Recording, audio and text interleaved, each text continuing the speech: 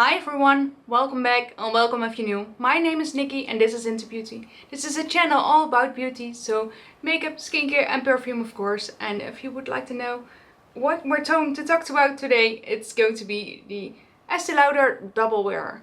This is going to be an in-depth review, just like the old days, about a classic, the iconic Estée Lauder Double Wear. And like way in the back, when the blog was still a thing, we used to do all of those in-depth reviews, and not just my opinion is, but all the facts on a row, so you can decide for yourself. And I would like to get that back on the YouTube. So if you're curious what my opinion is about the Estée Lauder Double Wear, but also what your opinion is about the Estée Lauder Double Wear, because I'm going to give you all the facts, let's keep on watching.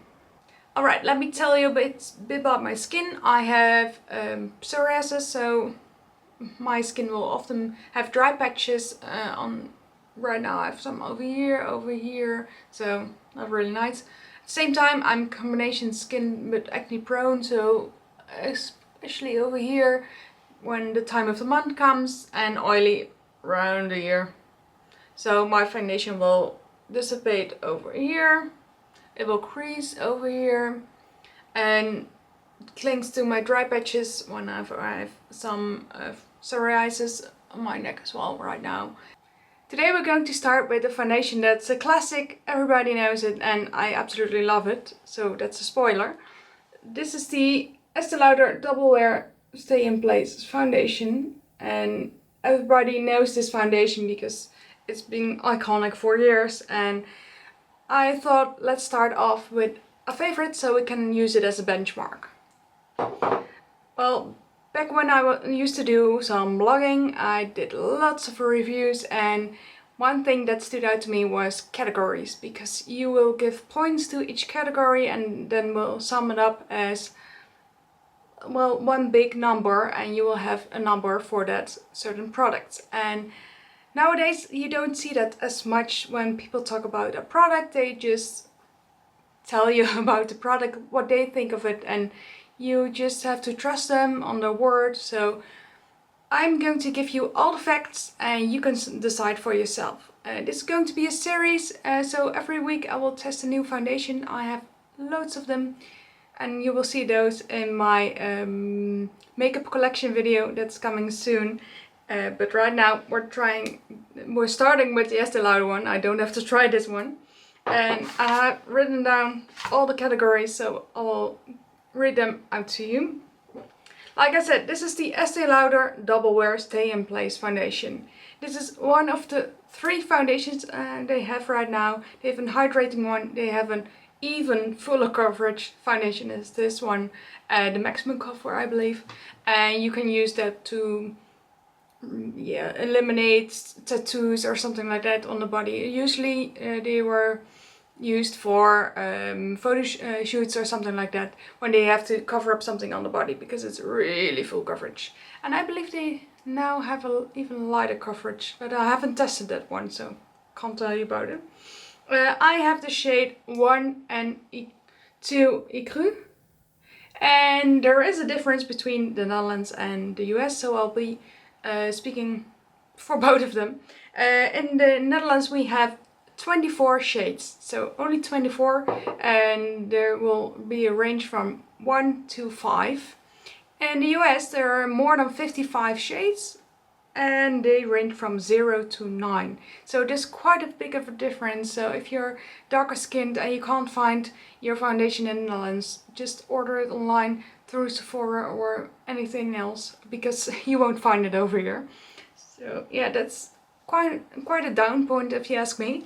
So if we look at the points for them, if you just look at the points for the US, 55 shades is a really good shade range, because every shade you add is a net extra production, so it costs a lot. So that's why cheaper brands only produce like 10 to 20 foundations. So they have 55 shades in the US, but only 24 in the Netherlands. So I would say 9 out of 10 for the US and 6 out of 10 for the Netherlands. So let's give it a 8. Yes, let's round it out to an 8. Let's look at availability. If you go to the Netherlands, you can find this in every high-end shop, online or in store. You can find it at Eastbury, Douglas, or anyone online, and it's quite easy to buy. There are a lot of sales happening as well, so that's quite easy as well. If you look at the US, you can find it of course in Sephora and Ulta, etc. So it's quite easy to find as well. So the availability is easy. You can order it online or you can pick it out in store. And if you look at the Netherlands, we do have most of the time like 12 to 20 shades in store. I don't know about the US, I didn't notice it before, but usually they don't carry all the shades in store. So you have to buy online. That's why I'm giving a 9 and not a 10, because if they have every shade in every store, then it will be a 10. Let's look at the price, because price matters a lot, because it can be an amazing foundation, but if you can't afford it, it's still a foundation out of reach. The price in the US and in the Netherlands are different as well. The price in the Netherlands is, let me check, 57 euros, so it's quite high end. They're often on sale, so most of the time 20% discount or something like that, but still 57 euros, and that's quite a lot. And the pump you have to buy separately. This one is 8 euros. So if you combine them, you will be looking at a 65 euro foundation. This is not the original pump. Just buy them on Amazon or something like Temu or AliExpress. They're like $2 or $3 and you get a lot, so they will fit. In the US they are 52 euros, $52, I'm sorry. So it's a bit cheaper than the Netherlands, but if you look at the currency rate, it doesn't really matter much. What surprised me was the pump is way more expensive. It's $13. So not 8 like in the Netherlands, but 13. So that blew me away. So due to the fact you have to buy the pump separately and it's quite an expensive foundation, I'm giving it a 6. Because if you look at any pricing from like Chanel, Dior or something like that, they're cheaper. Let's look at the packaging. I really love a glass bottle. I really like that fact. It's not easy to get all of the products out because you have to tilt it upside down and not everything will come out. That's quite an inconvenience. You have to buy this pump separately, so if we look at the packaging without the pump, it's terrible. You can't travel with it because of the glass, it's quite heavy. I do love the look of it and I do like the glass bottle, but at the same time it's not really easy in use. So I'm going to give it a 4, because why not a pump? Why do we have to buy it separately? Who doesn't want a pump? If you look at the shade matches, I've got it in neutral, as you can see. And they have quite a lot of differences like cool, neutral and warm. And I want to talk about the accuracy of the coloring. This one is actually a neutral. I've used the warm one, I've used the cool one, and in my opinion they match. So if you have a cool undertone, use the cool one. If you want a warm undertone, just use the warm one. And I'm giving that an 8 because it's quite good. Next one up is texture. This is a really thick texture.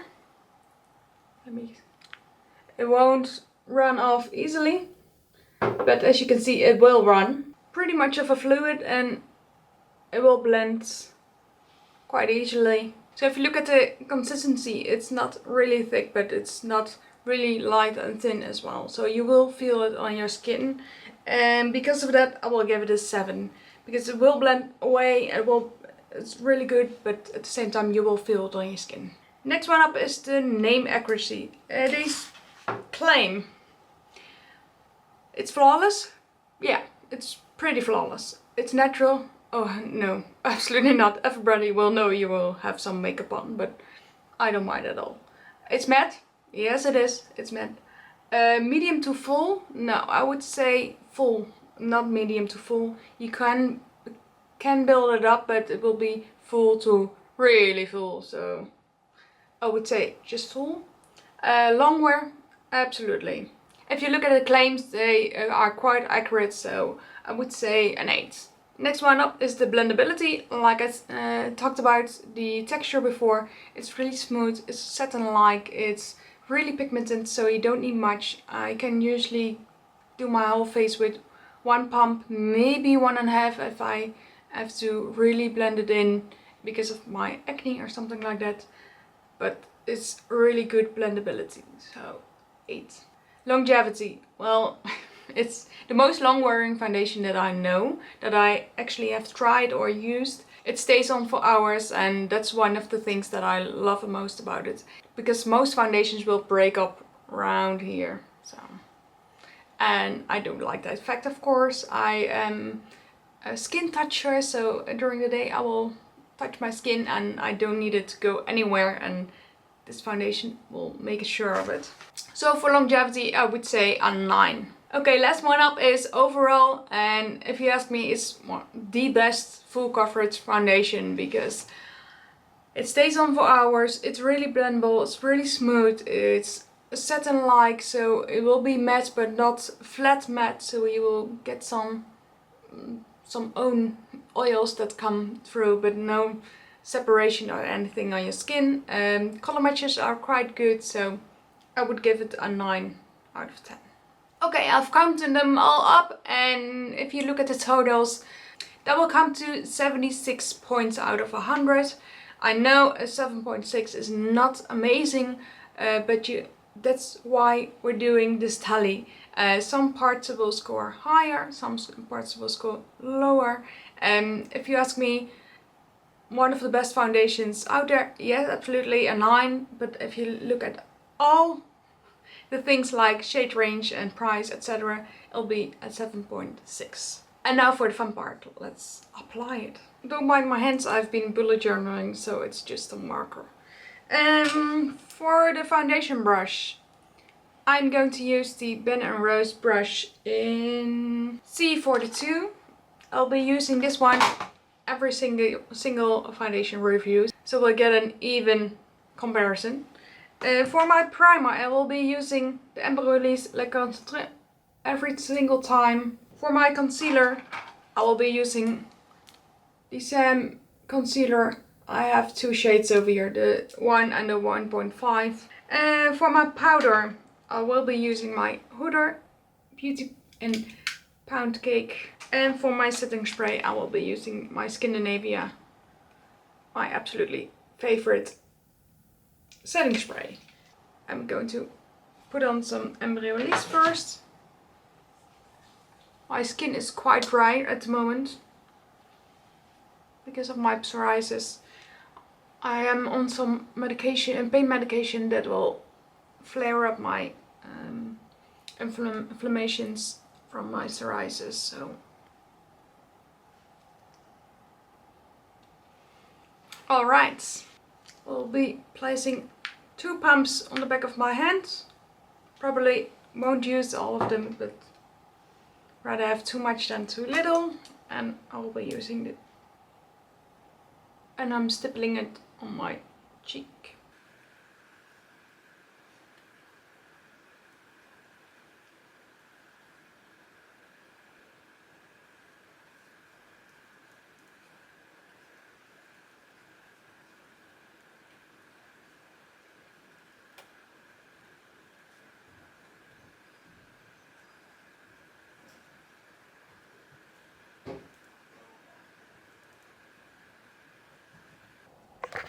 Let me zoom you guys in so you can see the difference. This is with foundation, and this is without. You can see my psoriasis over here. So the coloring is really nice. I have really nice coverage, but not too much. You can still see my skin. Let's do the other side.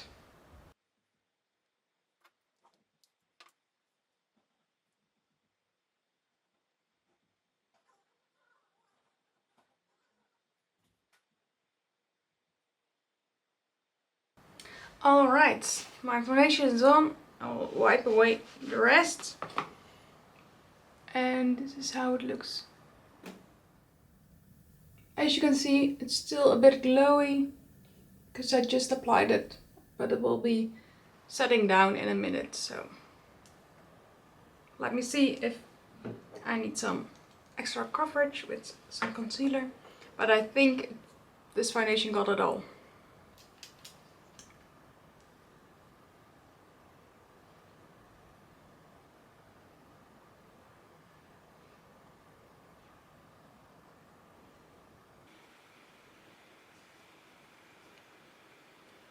And just with the same brush. As you can see, good brushes don't suck up all the products.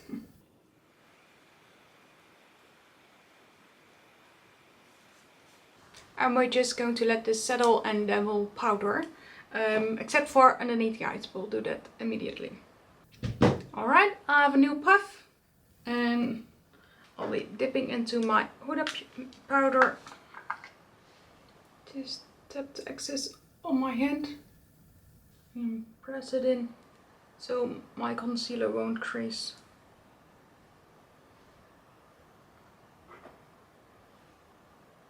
And the other side. And down the nose. We applied some concealer as well there. And there's my extra oils coming through.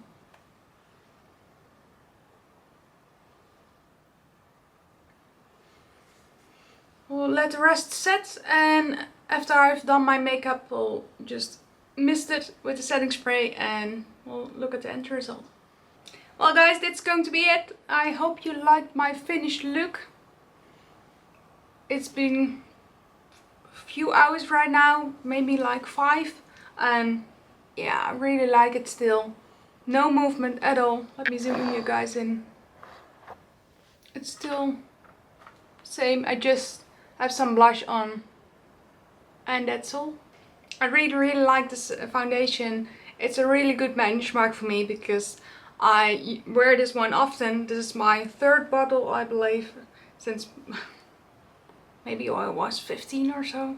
So it's a staple for me, and maybe it's a staple for you too. So don't forget to like, comment, subscribe, and let me down below what your opinion is about the Estée Lauder Double Wear, and also what foundation you would like to see next. Thank you so much for watching, and I will see you tomorrow. Bye!